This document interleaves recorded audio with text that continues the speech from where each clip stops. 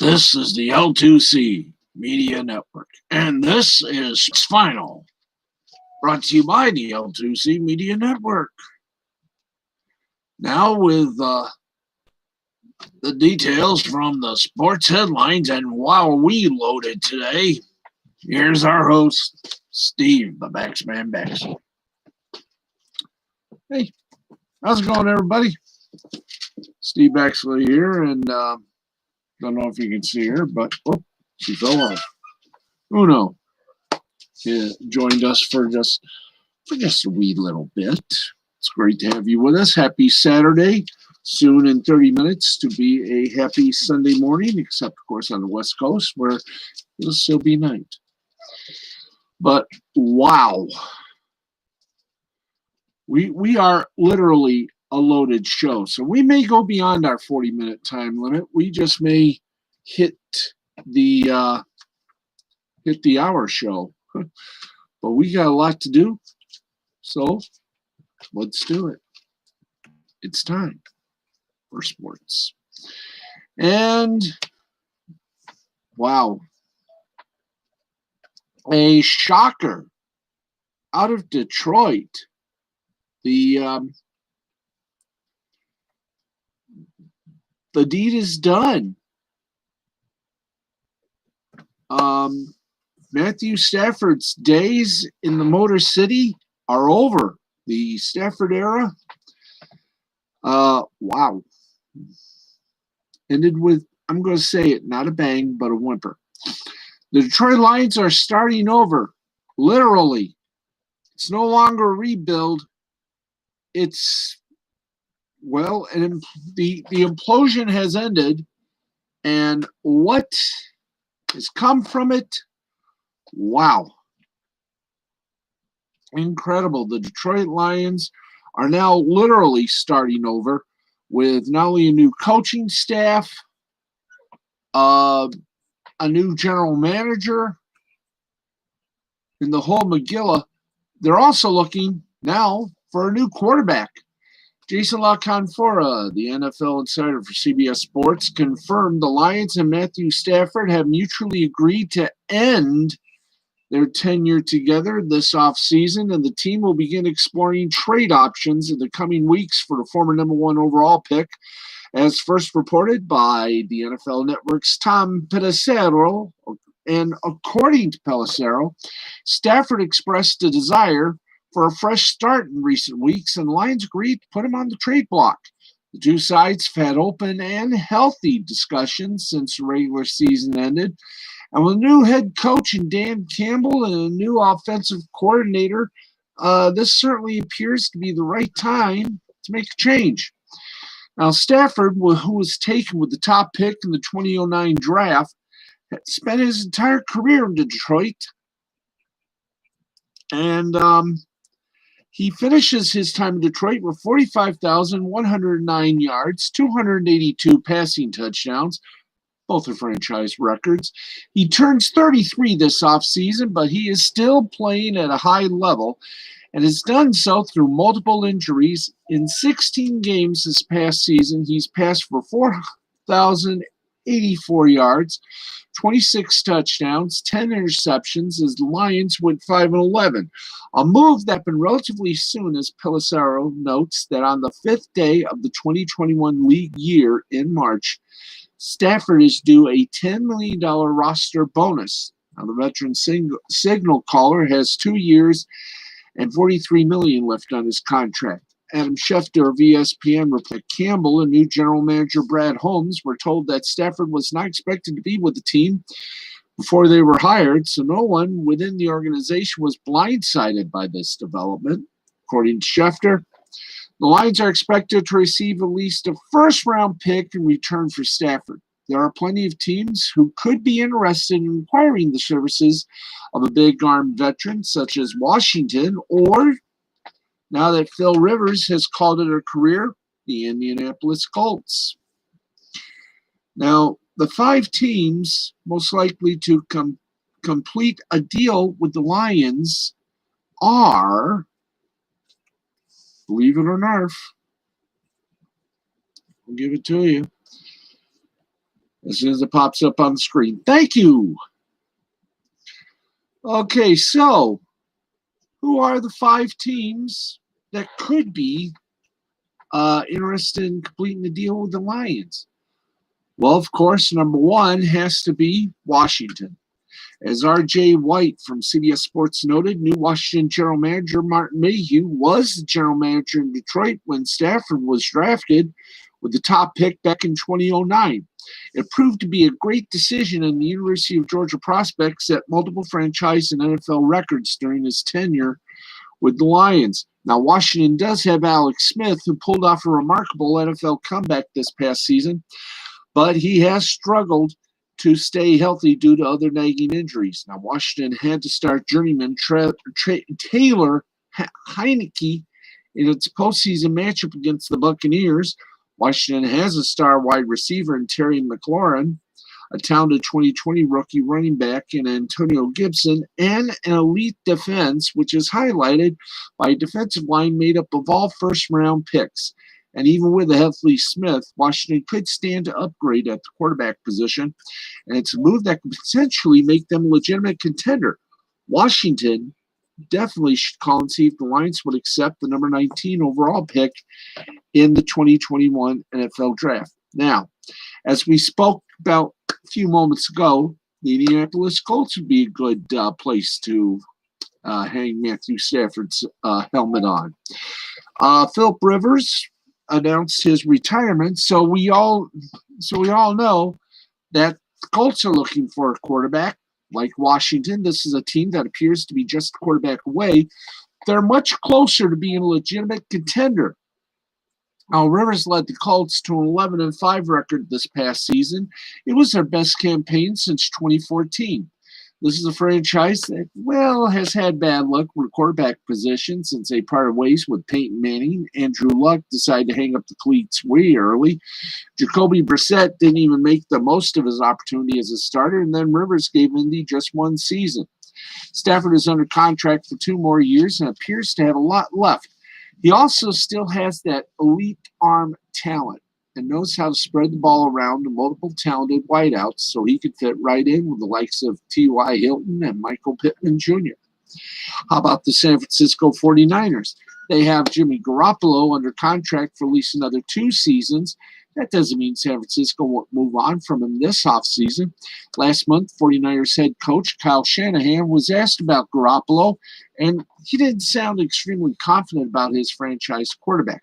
Shanahan did open his dialogue by saying he believes Garoppolo is going to be our quarterback next year, but his responses to questions concerning his quarterback certainly sounded like he was open to a change. And it's hard to believe anything you hear from coaches. Remember when the Cardinals from the Arizona Cardinals said that Josh Rosen was their quarterback before drafting Kyler Murray? 49ers are just 1 year removed from the Super Bowl, but they failed the playoffs this past season with a solid defense and then versatile weapons like Deebo Samuel, Brandon Ayuk, and George Kittle. This team would instantly get back to contending if they upgraded at the quarterback position. Or how about this? And I'm gonna say this should be a no-brainer. Now, with former Lions head coach Matt Patricia going back to the Patriots, maybe he could put in a good word with Bill Belichick concerning Stafford. As the Cam Newton experiment flopped, the Patriots are again looking for a new quarterback to fill the void Tom Brady left. It's true that New England has plenty of holes to fill this offseason on the offensive side of the ball, but the quarterback issue is clearly the most important. And once again, Stafford's contract is affordable, not avoidable, but affordable.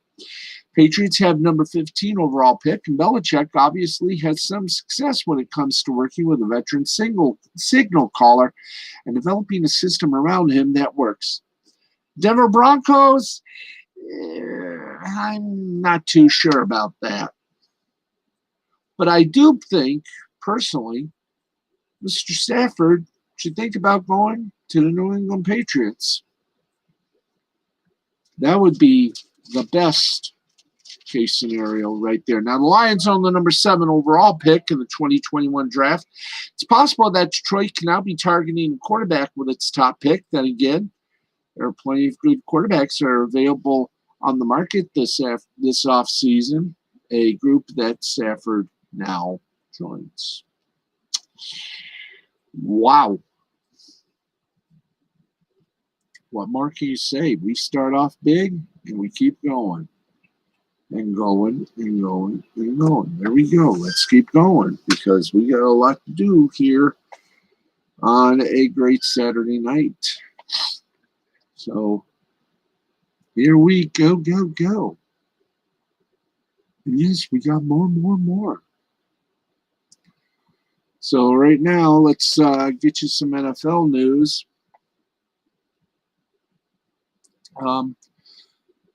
Well, better than that, let's go with the NHL. Okay. Where the Columbus Blue Jackets and Winnipeg Jets have completed a trade that sees each team receiving a very disgruntled superstar from the other. Now, Patrick Lane, the winger, is headed to Columbus, while Pierre-Luc Dubois is headed to Winnipeg. Dubois told Blue Jackets management that he wished to be traded as he negotiated for his recent 2-year, $10 million contract extension prior to training camp this year. Front office did not feel compelled to immediately honor his request until recently when coach John Tortorella decided to bench the number 3 pick of the 2016 draft in the first period of Thursday's game. Lane, meanwhile, had his agent reveal to TSN that it would be, quote, mutually beneficial, end quote, for the 22-year-old Winnipeg franchise, for the 22-year-old and Winnipeg franchise to part ways this offseason. He has appeared in just one game for the Jets this year because of an upper body injury and currently sits on the injured reserve. Now, Dubois has been an absolute stud the last couple of seasons, with his best year coming during the 2018-2019 season, where he racked up 27 goals and 34 assists. The following year, he put up 18 goals and 31 assists, but also sprinkled a point-per-game performance in the postseason with 4 goals and 6 assists through 10 games. Lane was an all-star. Hi there. In 2017 in a season where he put together 44 goals and 70 points. Also part of the deal is forward Jack Roslovic, a Columbus native who is returning to his hometown. Columbus is also giving Winnipeg its 3rd-round pick in 2022. Wow. Got some bustling stories, eh? Well, we still got more. We got a whole lot more. We got to talk NBA, NHL. We got the UFC 257 card and everything else you need to know. So we get going here. Okay, let's go to another NFL story. In fact, our second one. Okay. Here we go. Now, New Detroit. Hello. Thank you. New Detroit head coach Dan Campbell is reportedly bringing in an offensive mind with great coaching experience who could help in his mission to turn the franchise around. On Saturday, Dan Graziano of ESPN reported that the Lions will be hiring former Los Angeles Charger head coach Anthony Lynn as their new offensive coordinator. According to ESPN's Adam Schefter, Lynn had options as an offensive coordinator, but wanted to work with Campbell and then new defensive coordinator Aaron Glenn, who played for the Cowboys when Lynn was in Dallas. Now, Lynn spent time in the league as a running backs coach for several teams, but took over as the Buffalo Bills offensive coordinator and then interim head coach in 2016. From there, he was hired by the Chargers and given his first chance as a full-time head coach and spent 4 seasons in LA before being let go this offseason.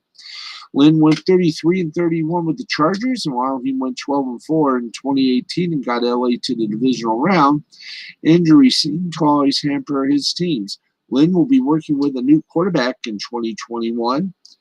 The Lions own number 7 overall pick in the 2021 NFL draft, so it's possible Detroit could be targeting quarterback with its pick.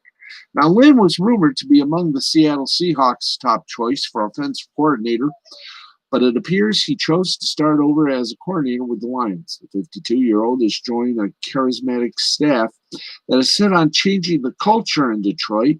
In Thursday's introductory press conference, Campbell gave an emotional speech about the attitude and mindset his team will embody. Quote, "Here's what I do know, is that this team is going to take on the identity of this city. This city's been down, and it found a way to get up. It found a way to overcome adversity. So this team's going to be built on what we're going to kick you in the teeth, and when you punch us back, we're going to smile at you. And when you knock us down, we're going to get up and get on the way up, and on the way up, we're going to bite a kneecap off. And we're going to stand up, and then it's going to take 2 more shots to knock us down.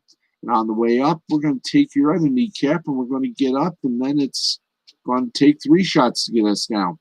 And when we do, we're going to take another hunk out of you. Before long, we're going to be the last one standing, all right? That's going to be the mentality," end quote.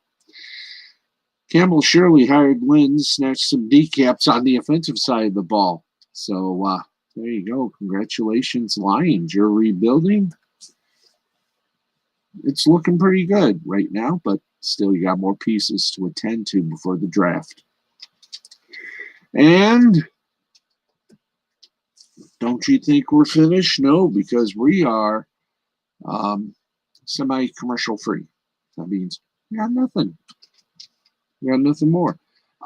College basketball. Oh boy. Michigan, you got problems. And this is the biggie. Michigan's entire athletic department, including its men's basketball team, is in the midst of a banner season. Let's try that again.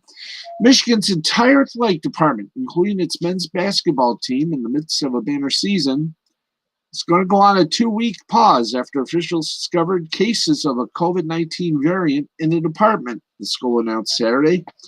The news was first reported by the Michigan Daily. Cases are of the B117 variant strain that is more highly transmittable of the coronavirus, according to the CDC. 5 cases of the B117 COVID-19 variant have been confirmed in Michigan's athletic department, with 15 more presumed positive cases, according to the Daily. The state health department confirmed Saturday that the variant was present in Michigan, and at the time, the University of Michigan, noting that the variant spreads more easily between people.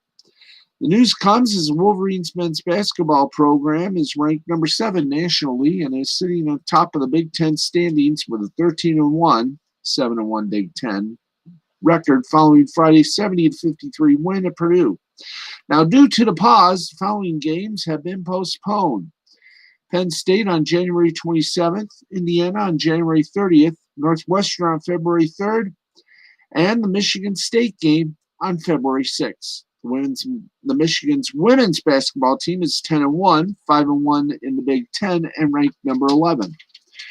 Now, the discovery of the variant at Michigan and the program's pause underscore the sense of nervousness in college basketball over what the next few weeks could hold as the nation continues to grapple with the pandemic.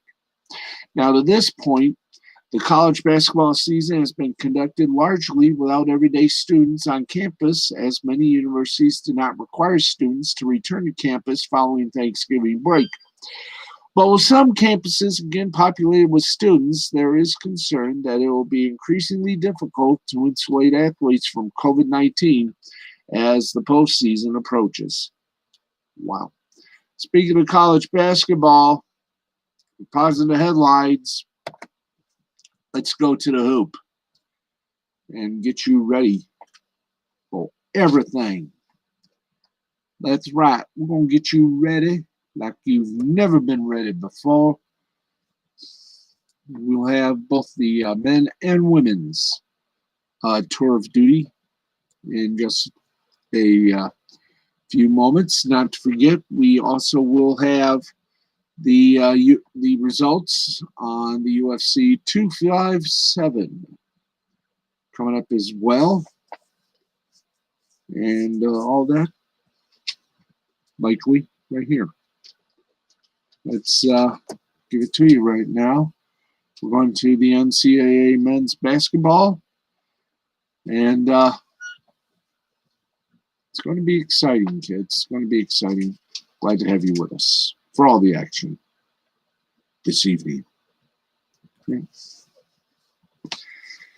And like I said, we got a lot to talk about, and I'll have a commentary tonight on why NBC Universal's pulling the plug of NBCSN, and most of the prestige sporting events it carried will be going to the USA Network. Why that may be good for some, but for Fox Sports could mean a lot. We shall explain, won't we? Yes, we will. Boom. Explain that in our commentary coming up in just a bit. But right now, we want the men. There we go. Okay, we're getting there. Eventually, we get there. All right, let's get you to the scores. And a reminder, the scores tonight and every night here on Sports Final are sponsored in part by William Hill, who reminds you to bet on yourself, but bet responsibly. And if you do have a little gambling problem, call the toll-free number 1-800-270-7177. That's 1-800-270-7177 for help if you got the fever. Okay, let's get to the games that are still going on at present time. 2:48 left in the game, and number one Gonzaga, 14-0, has just put another pelt on their belt as they beat Pacific 89-45. Early in the second half, Oregon State leads number 21 Oregon 49-41. Number 2 ranked Baylor, an 81-66 winner over Oklahoma State. Number 3 Villanova, 71-56 winner over Providence. 19th ranked Missouri beat up on 6th ranked Tennessee, 73-64. 8th ranked Houston, a 68-51 winner over Temple. 9th ranked Kansas lost to Oklahoma, 75-68. 15th ranked 15th ranked Ohio State, a 74-62 winner over number 10 Wisconsin. Number 11 Creighton, a 74-66 winner over number 23 ranked University of Connecticut. 13th ranked Virginia over Georgia Tech, 64-62. 14th ranked West Virginia, 69 to Kansas City's 47. Syracuse beat 16th ranked Virginia Tech 78-60. Maryland beat 17th ranked Minnesota 63-49. 18th ranked Alabama with a banjo on their knee beat up on Mississippi State 81-73. Florida State walloped number 20 Clemson 80-61. Stanford won with a last-second shot over 24th-ranked UCLA, 73-72. Games postponed, 5th-ranked Texas and TCU, 12th-ranked Texas Tech and Iowa State, 20th-ranked Illinois, and Michigan State. That's the guys. How about the girls? What do they have to say about all this? Well, they got a lot. Oh, boy, already. They got a lot. We're going to bring them to you. That's right. Absolutely. All right. Let's give you the scoreboard. If the scoreboard is no, we don't need the bracket yet. Sorry.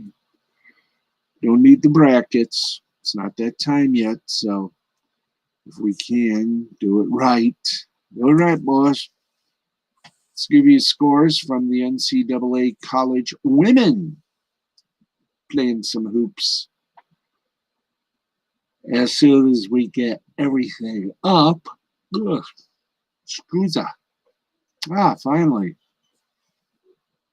And we already mentioned that scoreboards are sponsored in part by William Hill Sportsbook.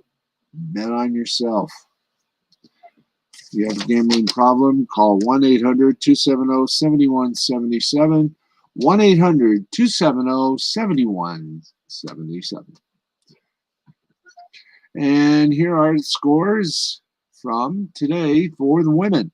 Number 3 ranked UConn, a 72-41 winner over Georgetown. 9th ranked Baylor outlasted Oklahoma 84-61. Texas defeated number 24th ranked Iowa State 70-59. South Florida and East Carolina have been postponed. And let's see, did we mention Texas beating number 24 Iowa State 70-59? And 9th ranked Baylor over Oklahoma 84-61. Games postponed. 14th ranked South Florida and East Carolina. Providence and number 18 DePaul, BYU, and Gonzaga is true. So there we go.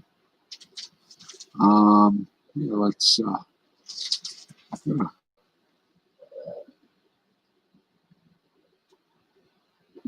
okay. Let's get back to the job at hand. So we go from one bit of basketball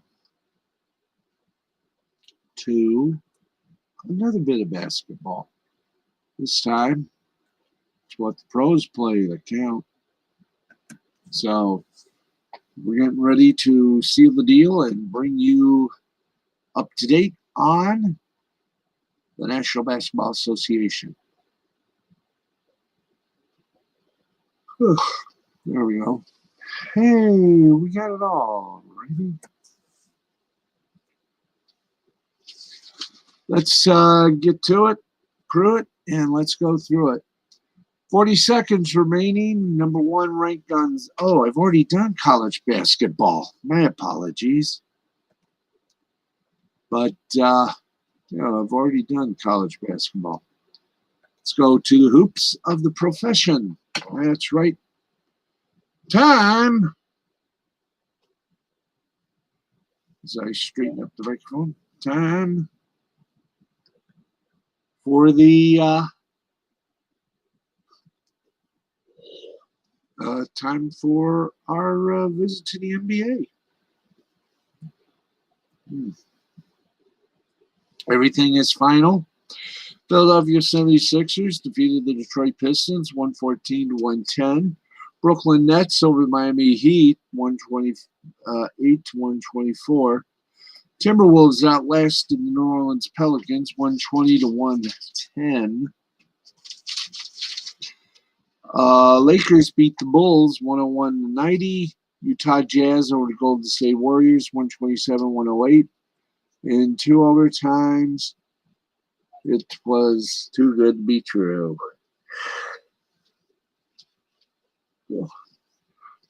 Anyway, let's see, 108. Jazz beat the Warriors 127-108. In 2 overtimes, the Nuggets beat the Sams beat the Suns by a score of 2-8. So there you go. Man, I'm bopping the walls today.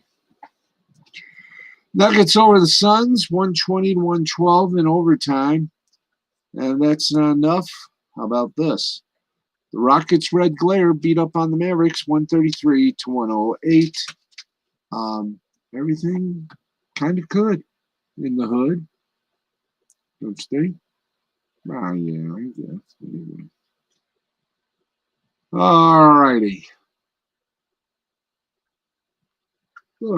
Squeeze up. Okay. So, about that again. 76ers 114, Pistons 110. Okay. Let's try that again. I mumbled. Philadelphia 76ers over the Detroit Pistons, 114-110. Brooklyn Nets over the Miami Heat, 128-124. Minnesota Timberwolves over the Pelicans of New Orleans, 120-110.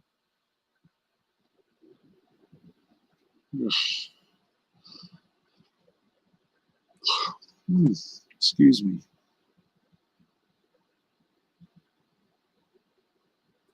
All right.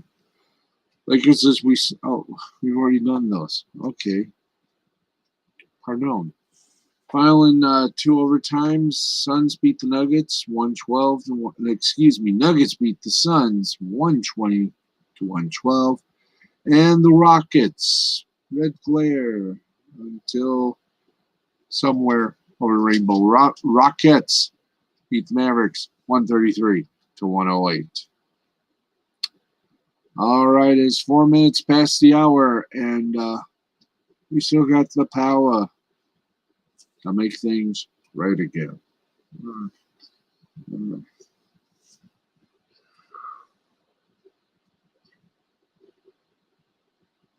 Oh, sorry about that.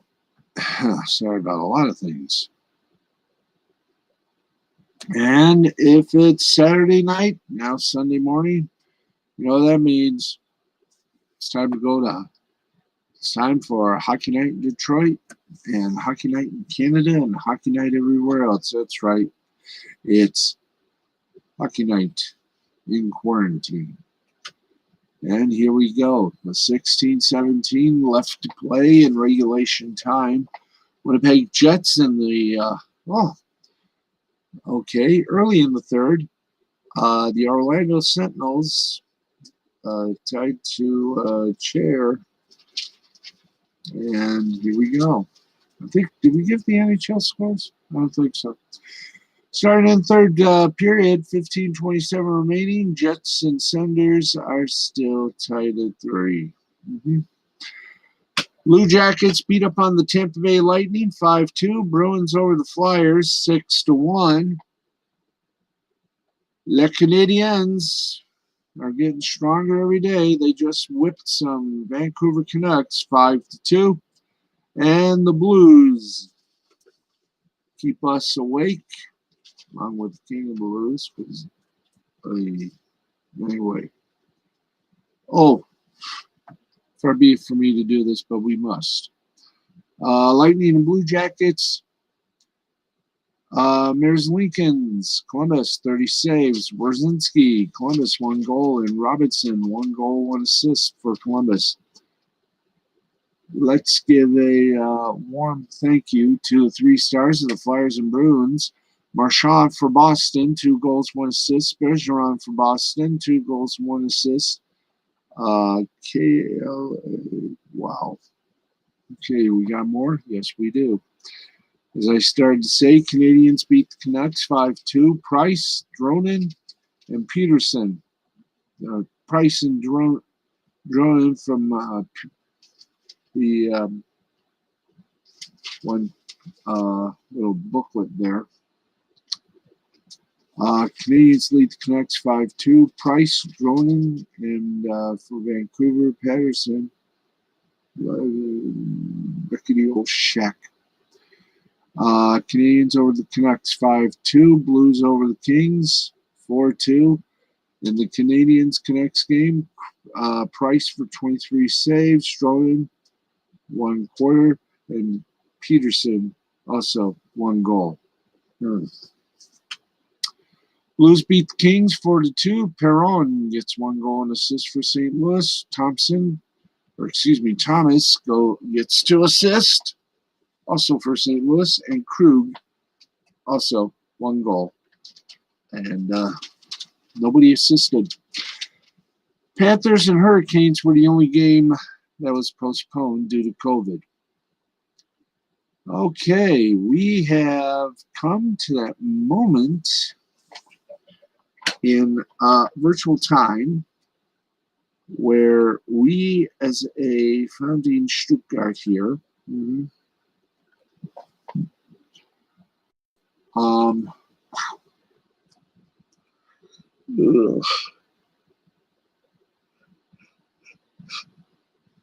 Ooh, yawn. All right. I think we also did college basketball, did we not? Yeah, we did. Okay, thank you. And wow.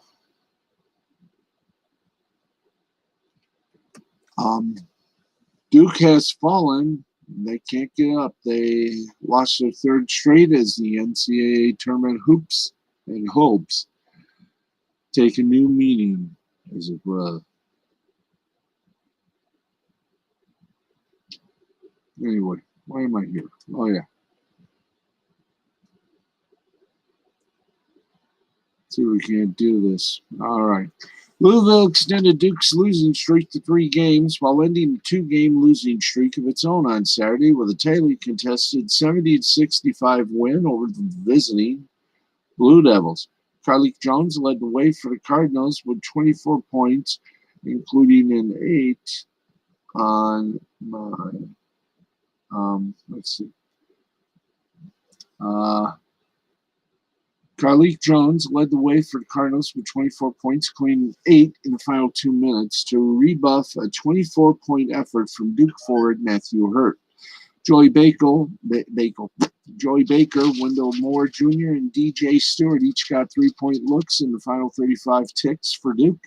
That would have either put the Blue Devils ahead or tied, but each of them rattled off, allowing Jones to calmly put the game away as a free throw line. The win improved Louisville to 10-3, 5-2 in the ACC, while keeping the Cardinals in the mix near the top of the league standings. But it was only a quadrant 3 victory and will not improve the Cardinals' standings projected as a projected number 7 seed in the NCAA tournament, according to bracketology expert of CBS Sports, Jerry Palm. And there you be.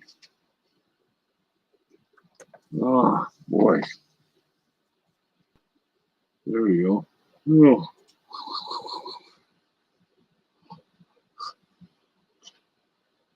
Oh.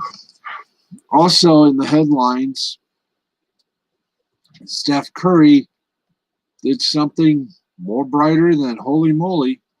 He passed Reggie Miller for second in all-time NBA three-pointers, which isn't bad. All righty. Now we got to get to the highlights of the 257 UFC department. Well, we will do that for you. Trust me, nobody does it better. No, we try to.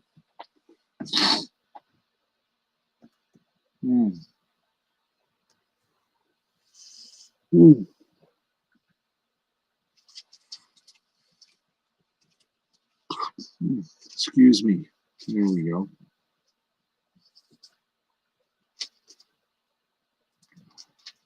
Let's see. Okay, we've done the college football, NBA, NHL. We got the rabbi with his predictions on the 2 divisional championship round, or the 2 divisional championship games. And we haven't talked to him for a while, but he has given to us some substantial things to talk about as well, including, of course, the Pats in the middle of the Bielema versus Arkansas dispute. We'll tell you how they're going to solve it, if they can, in a little bit. But right now it is time. Being on our side, let's take you to what we know so far after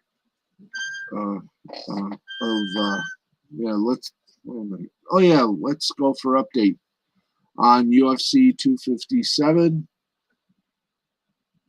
And here we go with it all. Yes, sir, Bob.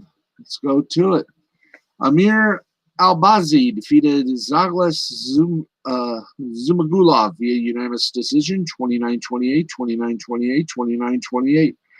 Mozvar Ivolov defeated Nick Lentz via split decision, 28-29, 29-28, 29-28. Marcin Prachino defeated Khalil Roundtree via unanimous decision, 29-28, 29-28, 29-28. Julianne Pena defeated Sarah McMahon via third round submission, the rear naked choke. Brad Tavares defeated Daniel Carlos for the junior. Let's try it again. Brad Tavares defeated Antonio Carlos Jr. via unanimous decision, 30-27, 30-27, 29-28. Armin Shakarian took on Matt Frivola via unanimous decision, 30-27, 30-27, 30-26. Now, here we go. Julia Pena, I think Julia Pena defeated Sarah McMahon via third round submission for a rear ankle choke, a rear naked choke. Marcin Prachino defeated Khalil Roundtree via unanimous decision, 29-28, 29-28, 29-28.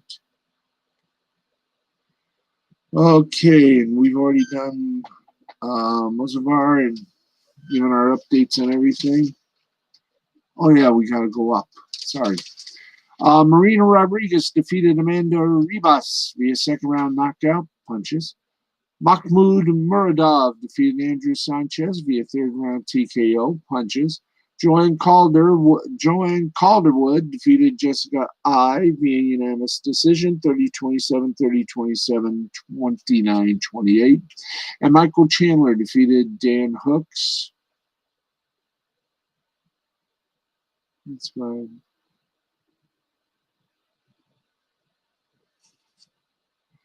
Anyway, there is your UFC live updates. The main event, by the way, Michael Chandler defeated Dan Hooker via first round TKO punches. Conor McGregor versus Dustin Poirier is coming up next, and we will tell you who won that on our Sunday at midnight show.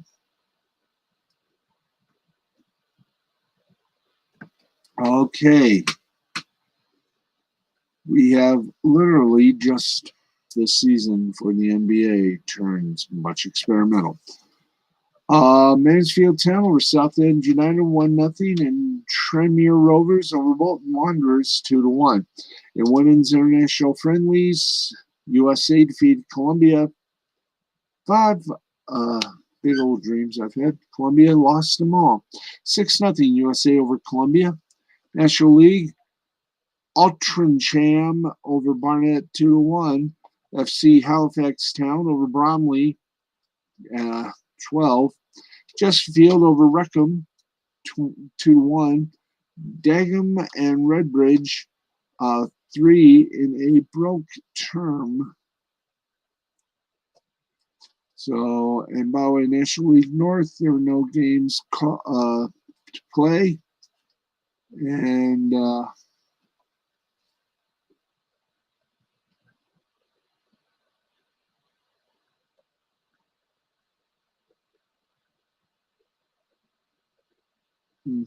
okay, wow. Let's see, in Scottish Championship, Dunfermline over Ayr United, Goose Egg in a tie, Wraith Rovers over Heart of Midlothian 3-2, Queen of the South 2, Greenock Morton 1. Okay, Scottish League 1 is postponed. Everything else was postponed tonight. Well, Spanish La Liga, Juese, and Villarreal tied at Goose Egg. Seville 3-0 win over Cadets. Real Sociedad and Real Betis with Real in a tie. Real Madrid and Alves, they circled the wagons here and put you in a good bit of move. Yeah. She hasn't told us what her visit is outside the curtain.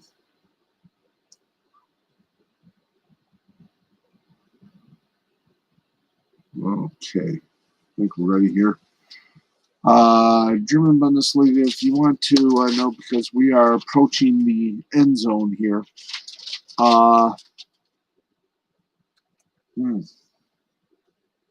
Let's go to the rest of the scoreboard, and then we got my commentary, and then it'll be time for sleepy.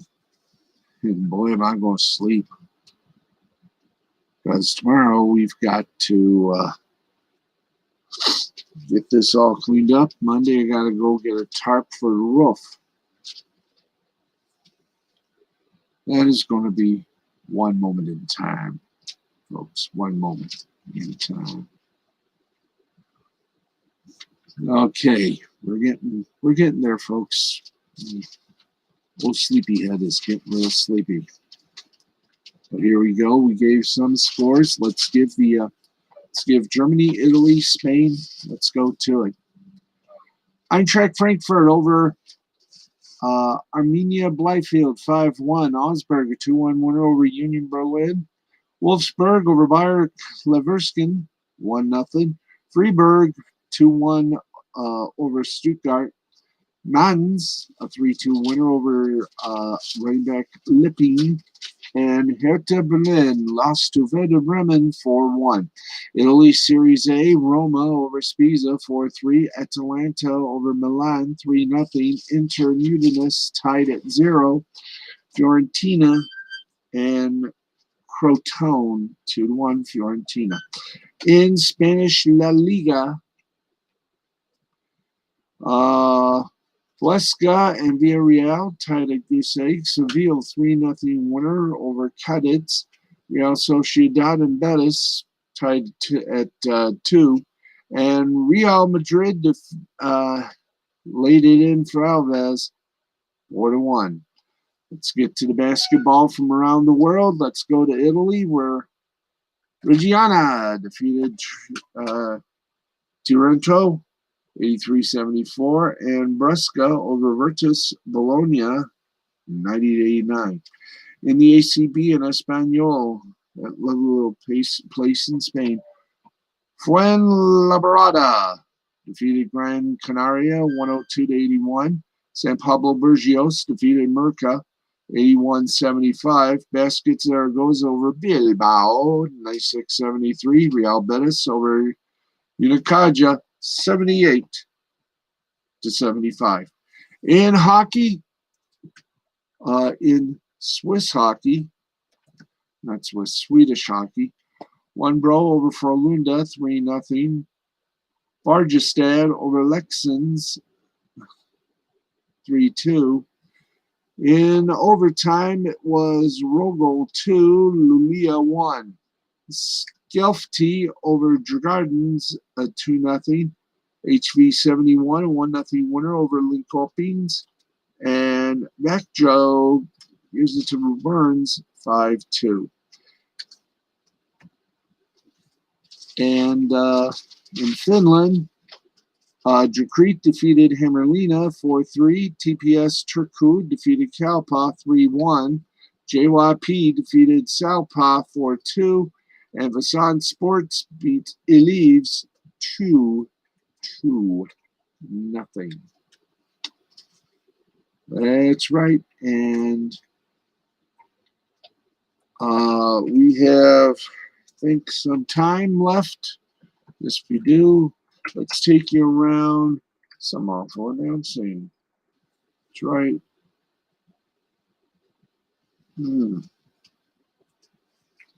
Right, we'll see if we got some headlines for you tonight.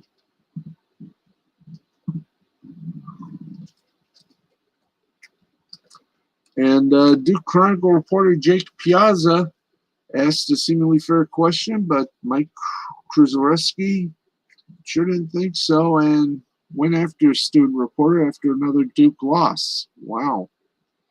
ESPN is playing a primetime Kobe Bryant tribute Sunday, 1 year after the NBA legend's passage. Special air Sunday night, January 24th at 9 Eastern on ESPN. John Skipper and Dan Le Batard are seeking 10 to 15 million in initial financing for Meadowlark Media Ventures. That's right, pretty much as soon as Dan Le Batard was out the door at ESPN, friends at Awful Announcing learned that he intended to partner up with another former ESPNer to form a new venture. Earlier this month, reports dropped that Le Batard will be reuniting with executive John Skipper for a new media venture that eventually took shape, pointing to a progressive, liberal-leaning enterprise that would be something in the same vein as the conservative-focused Outkick.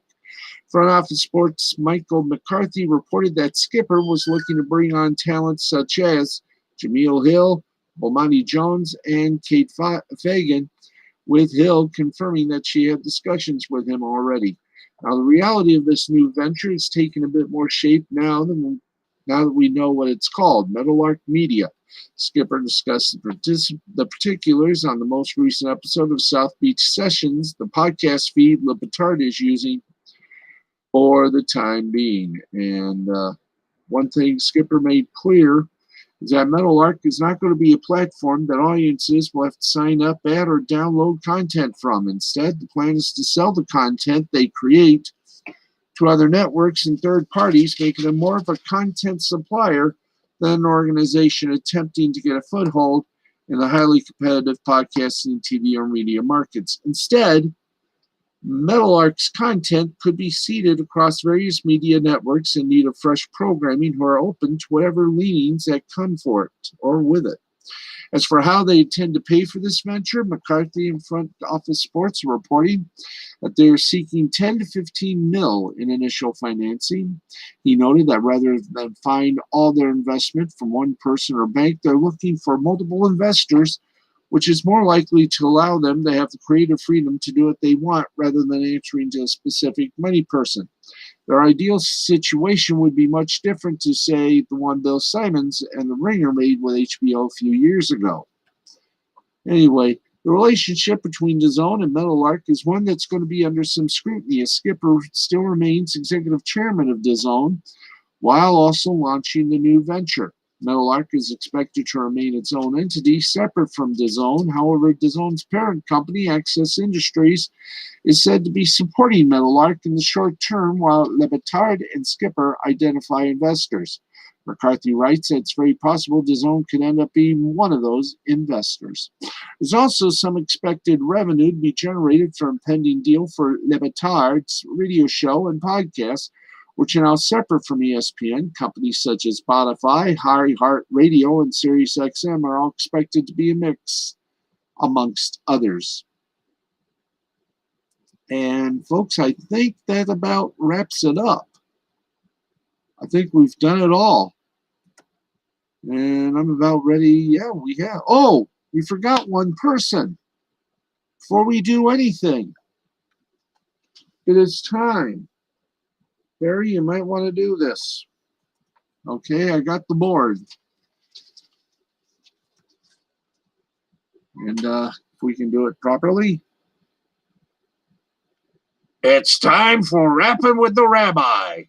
And live from the Vatican Football League headquarters just across the road from the Vatican itself in Rome, Italy, here's our good friend, Monsignor Rabbi Hiram Shecky Fleischman.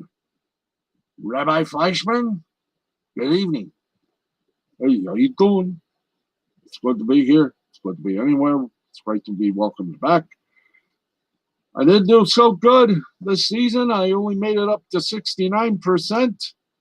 But hey, you got to have some downward times.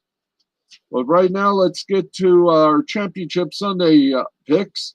And, oh boy, did we, well, at least one of us knows how to print backwards.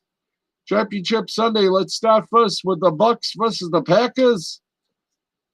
It's going to be two Hall of Famers. You got Tommy Buccaneer, otherwise known as Tom Brady. He's going to go up against Aaron Rodgers for the Packers. And I'm going to say it, the Packers for the slight edge. I'm calling Packers 42. Bucks 37. In the AFC, Buffalo Bills, the Shaka, going up against the defending Super Bowl champs, the Kansas City Chiefs. And let me tell you something, this is going to be a very interesting game. It's going to be close, but I think the Chiefs will send the Bills a bill.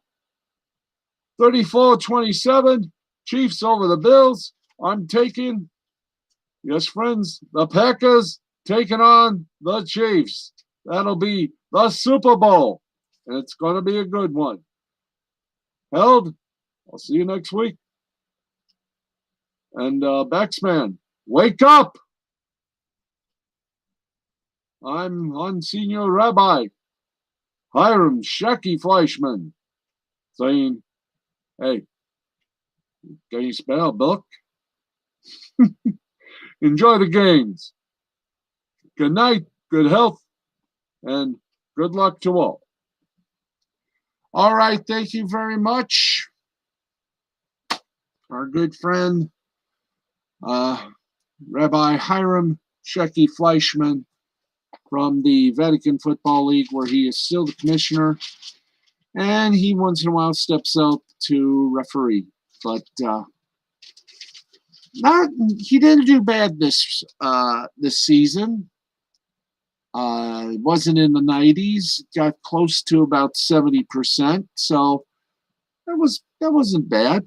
But we have one big announcement, and it is this: we have a new champion. As Uno, the Mouse Assassin, beat my mother, Sharon Baxley, by 3 games, I ended up dead last. Well, there is 2021, and we'll find out in May what the schedule is going to look like and everything else. But, folks, that is going to do it. We are way over our time, and we want to thank all of you for tuning in, watching, relaxing, and just enjoying your late nights with us. It has been fun, but it is now done, and I probably screwed it up by having tired eyeballs. But we'll see you tomorrow night right after the 2 programs we do for Spreaker. Last Call Cafe at 11, followed by the Wrestle Anime Hut at 11:30. We go live to tape on both shows at, of course, 11 and 11:30 respectfully. And then at midnight, I'm going to say midnight 05, we come to you with Sports Final. And we're going to have probably a lot of it, too. I'm going to hold my commentary for tomorrow.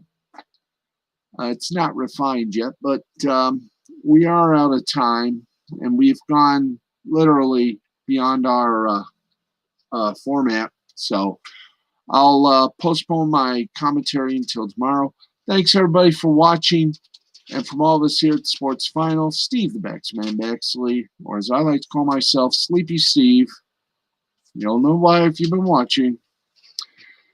Good night, everybody. This has been a presentation of Mystifying Creativity Productions in association with the Serta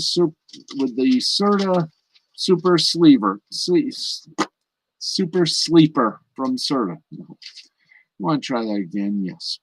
This has been a presentation of Mystifying Creativity Productions in association with the L2C Media Network and